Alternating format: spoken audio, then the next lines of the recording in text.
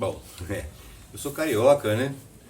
Eu cheguei aqui em São Mateus em 1988, através de um festival, Festival Nacional de Teatro, segundo festival.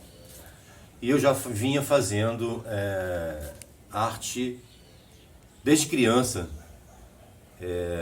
Desde criança me diziam assim: para de arte, menino. Você é um arteiro, hein, cara? Enfim, e aí isso veio me despertando, até dentro da escola, porque eu era sempre chamado para fazer atividades culturais, para liderar os esquetes, os trabalhos que a gente desenvolvia na escola. Então isso foi me despertando, foi me alertando para um espírito criativo que eu tenho dentro de mim, né? E eu entrei para a Escola de Teatro Martins Pena, no Rio de Janeiro, nos idos da década de 70, 1970, já vai um bom tempo. Né? E fiz lá o curso técnico de teatro e depois eu caí no mundo. Eu passei muito tempo em Salvador, também na década de 70, 80. E lá eu tive um aprendizado muito bacana com o Grupo Garagem, através do Fernando Guerreiro e outros artistas. Fiz espetáculos assim, muito interessantes. Me profissionalizei efetivamente em Salvador. E de volta ao Rio, eu me deparei com uma carta. E essa carta era um chamamento para o Festival Nacional de Teatro. E eu integrava um grupo em Niterói. E a gente tinha um espetáculo chamado Fantasia Amazônica, que era um espetáculo infanto-juvenil. E sem pretensão nós nos inscrevemos no festival aqui em São Mateus e viemos. Ganhamos e viemos. E aqui o Maurício Silva, ele era o diretor do Departamento Estadual de Cultura, o extinto DEC.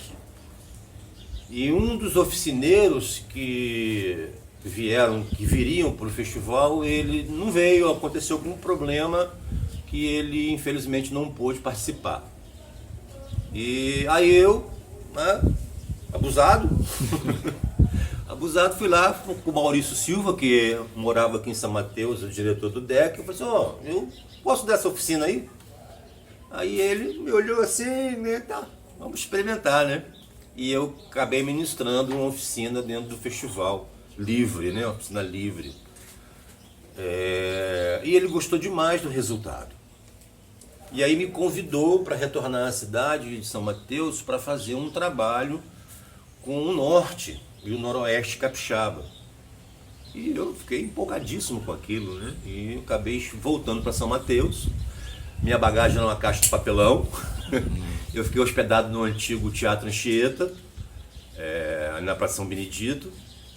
E dali eu dei aula em Pedro Canário, dei aula em Montanha, dei aula em Jaguaré, dei aula em São Mateus, enfim, fui, né, desenvolvendo uma rede de trabalho e conhecimento do meu trabalho. E aí eu tive a felicidade de conhecer a Cida, minha esposa, e também o Grumata, o grupo de teatro amador de São Mateus. E eu estava escrevendo um texto chamado, que eu denominei naquele período, de 4 textos entrelaçados, um exercício para atores.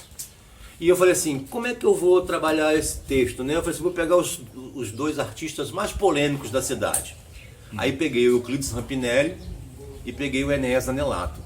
Não, isso não vai dar certo, esses caras são loucos, né? Eles são briguentos, falei, deixa comigo, né? E começamos a trabalhar esse espetáculo em 1988, logo assim, nos primeiros 6 meses que eu tinha chegado aqui na cidade. E o espetáculo deu sorte, porque o espetáculo pegou. O espetáculo ficou de 1988 até 1995 em cartaz. Acho que foi o espetáculo que mais teve vida longa em São Mateus, foi o 4 Textos Entrelaçados.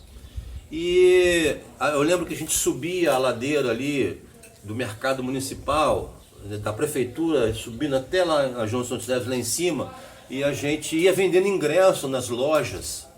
E as pessoas compravam, a gente tinha sempre casa cheia. Era um negócio assim maravilhoso. Aquilo criou um encantamento. E tudo isso fez com que a minha trajetória de vida ancorasse em São Mateus. Porque São Mateus realmente era, e ainda tenho esperança de que volte a ser, um grande polo artístico-cultural. São Mateus detém artistas de diversos matizes, a gama folclórica de atores, de artesãos, de artistas plásticos é imensa. E o que falta, nesse momento, são a consolidação das políticas públicas de cultura, para que a gente possa tirar o pires da mão do artista e fazer com que o artista se sinta tão digno profissionalmente quanto um advogado, quanto um engenheiro, né? Enfim, toda a profissão é digna, mas na alma do artista, nesse processo de trajetória, se não tiver um quê de percepção artística na vida das pessoas, elas vão ser infelizes. Isso é verdade. Então a gente, a grande massa deprimida, a grande insatisfação das pessoas nos seus trabalhos, ela está vinculada subliminarmente, subjetivamente, a uma frustração do cerceamento do ser artista. E esse cerceamento gera um exército imenso de pessoas frustradas. E os gestores, infelizmente, não percebem que a arte é uma aliada, ela não é uma inimiga, ela é uma aliada. Se o gestor público ele encara a arte como um parceira e dá condição que os munícipes eles consigam sobreviver do seu produto artístico e cultural, ele vai ganhar parceiros, ele não vai ganhar inimigos. Vai ganhar inimigos quando há desleixo, quando há falta de cuidado, quando há falta de consideração, quando os conchavos políticos eles demandam uma ação mais proativa do que, na verdade, o social, enfim, né? Então São Mateus, assim, para mim é um marco na minha história, tanto que eu estou aqui até hoje, né? Casei aqui, constitui família aqui, casa, trabalho, nome, tudo aqui, mas vivo exclusivamente de arte, de teatro, de cursos, oficinas, montagem de espetáculos. Então a arte ela é um conjunto de processos sociais, humanos e políticos também para gerar dignidade. E essa dignidade ela é um direito do cidadão.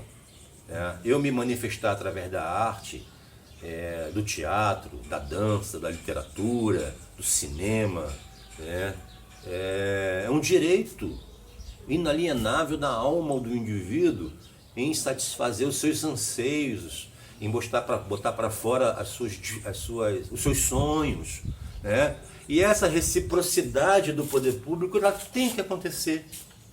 Ela tem que acontecer, senão o que vai acontecer? Eu vou virar só caixa no supermercado, eu vou virar só açougueiro, eu vou virar só advogado, eu vou virar só médico, sem sensibilidade, com a viseira programada para ser um capitalista, programada para ganhar dinheiro, sem contar que a alma humana precisa de muito mais do que isso. E como dizia, ou como disse o Frei Beto, todo artista é um clone de Deus, companheiro.